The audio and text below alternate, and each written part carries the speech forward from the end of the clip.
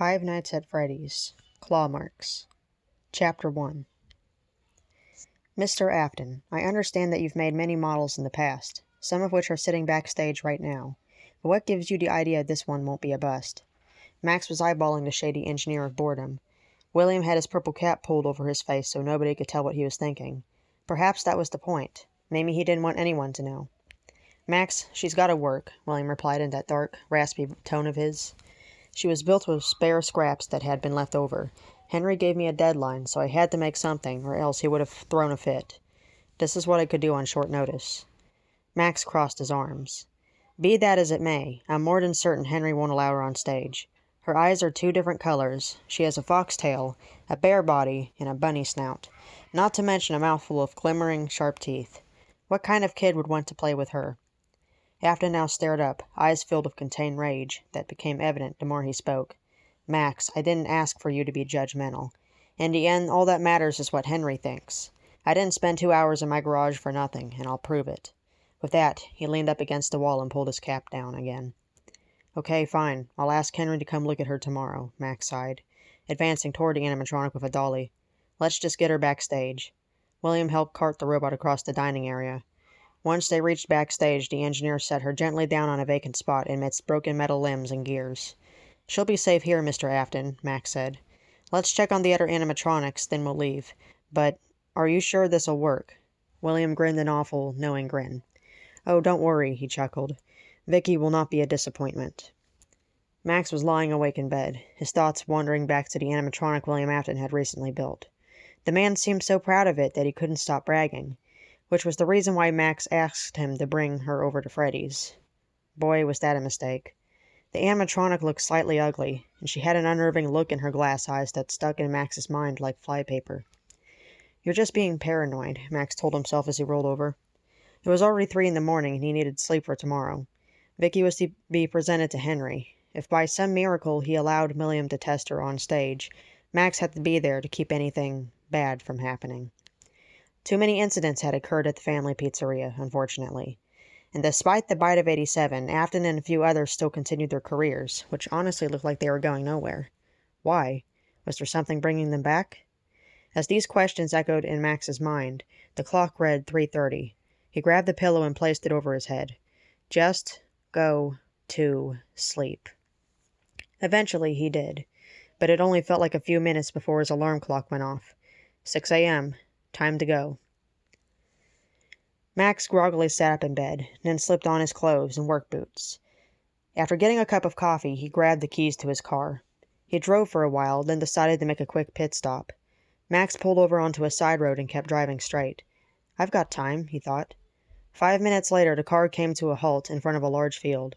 Max leapt out of the car, looking for a familiar landmark, a ravine which led down to a battered old sign. It lay there in the grass, just as Max expected, reading, Fredbear's Family Diner. Farther up ahead was the abandoned pizzeria itself, its wood rotting with mold and its front door hanging by a hinge or two. Max cautiously stepped around the parts he thought would give under his weight, then carefully entered the building. Inside, the air was musty and dry. Dirt occasionally fell from the roof, where a few boards were missing. All of the equipment was taken out of here a long time ago, including the chairs, tables, even the stage.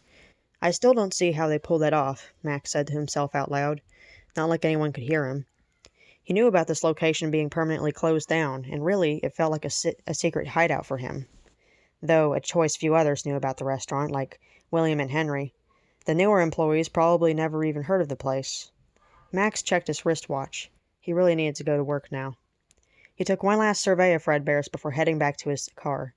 Soon he arrived at the Fazbear Pizzeria, parking next to William's purple convertible. Taking a deep breath, Max pocketed his key and walked in. Merry music filled his ears, along with the laughter of children, who were chasing each other around the tables. The delicious aroma of freshly baked pizza wafted all through the building. Henry was waiting by a side door, scanning the crowd until he saw Max. He smiled and waved the engineer over. Max greeted his boss with a hug. Nice to see you again, Max, Henry laughed. The manager was acting quite jolly today. Normally, Henry would zone out like his mind was somewhere else. Max supposed it was in his nature to be that way, but right now he seemed joyful, almost. William tells me he built a new animatronic, Henry said. I assume you brought it backstage for inspection? Max nodded. Yes, sir. Henry smiled. Excellent. Let's go see it. William was already there, with his arms folded across his chest. The animatronic was under a white sheet next to him. You ready to see her, Henry? Afton asked. The manager nodded, then took off the sheet. He jumped back, stifling a scream. William only smirked, like fright amused him. Her name's Vicky. She juggles, plays games, and can even detect danger and save a child's life. Or in this case, your business. That has to be the freakiest thing I've ever seen in my life. What do you take me for, an idiot? I'm not putting her on stage for even a day, Henry boomed, clinging to Max. Afton did look a bit shocked by this outburst, but shock was replaced with a glare as he returned. Sir, I worked too hard on her. She hasn't proved herself yet, so how can you reject her already? Henry vigorously shook his head. I'm not sure, Afton, he muttered. This just seems to be quite the crime against robotics if I've ever seen one. Max stepped in. Look, Will, if it scared an adult, can you imagine what kind of psychological damage this would do to a child? William clenched his fists into balls and walked away before they could stop him. Max sighed. I'm sorry about that, sir. I didn't know how else to tell him.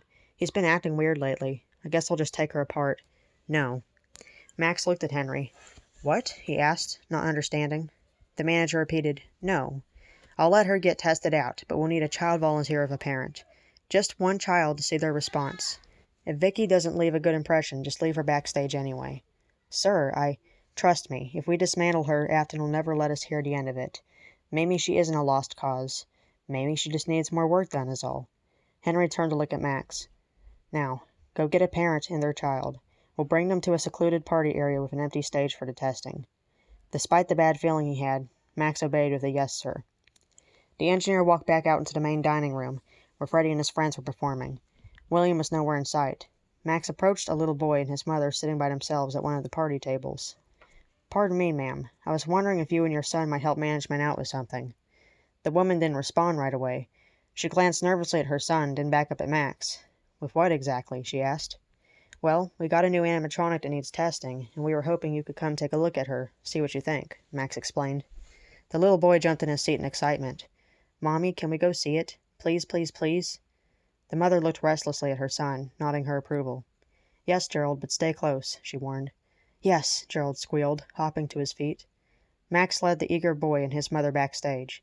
Henry was behind another door, waving them over. Over here, he whispered. Even as they walked into the secluded room, Max could still somewhat hear Freddy singing. Henry led the family to their seats, then asked, Is Will here? Max shook his head. No, I don't know where he went. I'm right here, came Afton's voice. Max jumped and whirled around, seeing him in the shadows with his cap pulled low. And I'm assuming you're letting Vicky on stage?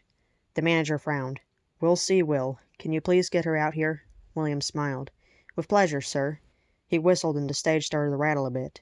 Max's jaw dropped open, as did everyone else's in the room. Now that she was out in the light, Vicky looked a little less menacing. She had a red and green plaid dress with a double-layered bow on her right ear to match. Her left eye was brown, the right one green. Every step she took seemed to shake the ground, but Afton didn't seem very concerned about the 380-pound animatronic stomping towards him. This way, sweetheart, William softly directed. Vicky turned her whirring, clicking body around to face the audience. Gerald gasped in surprise. The animatronic's eyes fell on the child instantly, and she smiled in a way that should have been friendly, if it weren't for her sharp teeth. Are you scared, hon? His mother asked, looking worried herself. The boy shook his head. She's a little scary, but she's beautiful, Mommy, he said. Max stood still, observing how the animatronic behaved. Vicky cocked her head at Henry, almost curiously. When her eyes came to rest on Max, her pupils narrowed to slits. The engineer didn't know why, but at that moment a cold shower of sweat ran down his sides. Vicky stared for the longest time before focusing back on Gerald. Her pupils went back to being round again. She hasn't been around people before, William explained. Except for me. I'm the only one she trusts. What can she do? Gerald asked. Afton smiled, saying, I'll show you. Come on, Vicky, juggle. With that, he threw 3 colorful balls at the animatronic, who swiftly caught them. She threw one after another into the air with skill and grace. William whistled in a different tone, and Vicky spoke. Hello there. My name is Vicky, and welcome to Freddy Fazbear's Pizza. I'm so happy to see you here. I can play a game with you if you wish. Gerald frantically tugged his mother's arm. "Mommy, can I? Can I please?" he begged. She stared in concern at the animatronic's spastic movements. Can't we just go watch Freddy's band now, Gerald?" The child stamped his foot. "No, I want to play with Vicky. Please, oh please," he whined. The woman sighed in defeat. "Okay, but be very careful, please." Vicky stopped juggling as the giggling boy ran right up to her. Max got near the stage, monitoring them. All it would take is one wrong move. "What kind of game do you want to play?" Vicky asked, staring unblinking at Gerald. "Hide and seek," he announced. The animatronic nodded. "Okay, you go hide while I count to 10. Gerald looked around for something to conceal himself as she started counting. He chose to hide behind the curtain over in the corner of the stage. Right as he pulled it over himself, Vicky lifted her paws from her eyes and called, "Ready or not, here I come." She scanned the room, calculating where the child might be. Hoping to give her a hint, Gerald giggled from behind the curtain. In an instant, Vicky spun on her heels and marched directly over to his hiding spot. She violently ripped the curtain down, its rings falling to the floor like rain. Gerald's mother gasped in horror, bringing a hand to her mouth as she rose from her seat. Gerald was grabbed by the ankle and held upside down, his head dangerously close to Vicky's jaws. "There you are," she practically growled. The boy looked terrified. "Please put me down, Vicky. Please. You're scaring me," he sniffled. Max jumped on stage and hit the animatronic with one of the metal folding chairs. Vicky snarled, releasing Gerald, who would have easily hit his head on the edge of the stage if Max didn't grab him. He cradled the boy protectively against his chest and turned to face Vicky. Vicky's eyes narrowed to slits again, baring her teeth. Before she could do anything, though, William deactivated her from behind. "Thank goodness for the off switch," he laughed. Gerald's mother was furious. "Give me my baby," she yelled. Literally jerking her son from Max's arms, she continued, "I'm never coming back with my son again. Let's go, hon." There was a long silence after she stormed out of the room. The only sounds left were the ventilation system kicking on, and Freddy finishing up his song outside. Afton started laughing until Henry grabbed him by his shirt collar. "I thought you said she was safe. I wouldn't have put my Charlie up there. He stopped and let go of William, shaking his head. He paced around for a minute before saying, "Afton, please fix whatever bug that was. If you don't, I'm afraid Vicky will have to be decommissioned. Understood?" Afton solemnly nodded. "Good. I expect her to be up and running first thing tomorrow." Henry then turned to Max. "Thanks for helping that kid," he said. The engineer shrugged. "All in a day's work, sir." Max set his alarm clock for 6 a.m. as usual, but his thoughts trailed elsewhere. Flashbacks of the earlier events wouldn't go away, like what might have happened if he didn't get close enough to the stage. Or get Gerald in time, or what Vicky could have done to them both if William didn't switch her off. So much could have went down in those precious few seconds, and tomorrow he had to defend a whole room full of children. This wasn't a big deal if Freddy was involved, or Bonnie, or any of the other animatronics. But Vicky was so quick and agile. Max tossed and turned as bloody images assaulted his mind, and the nightmares never stopped until the next day.